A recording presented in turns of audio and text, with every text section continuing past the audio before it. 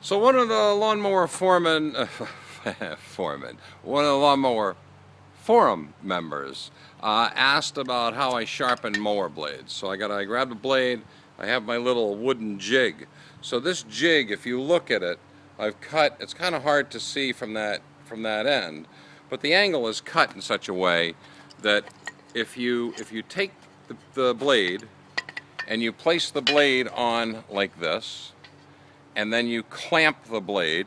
You clamp the blade with a C-clamp, and I'll show you after. You clamp the blade with a C-clamp. Then when you take this like this and run it through a grinder, this angle right here is set exactly as the original. So this flat surface across the tool rest as you go in and out, it just makes it really easy to put a nice, perfect edge on the blade every time. So C-clamp, mower blade, jig. That's all it is.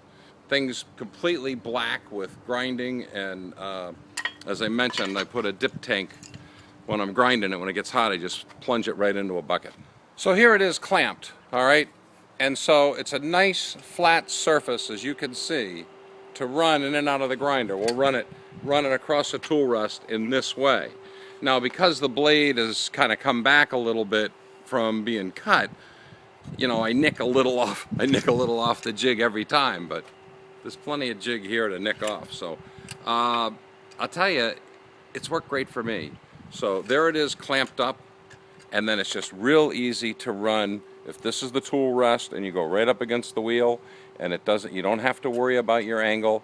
It's always the same. I have the exact same angle every time I sharpen my blade.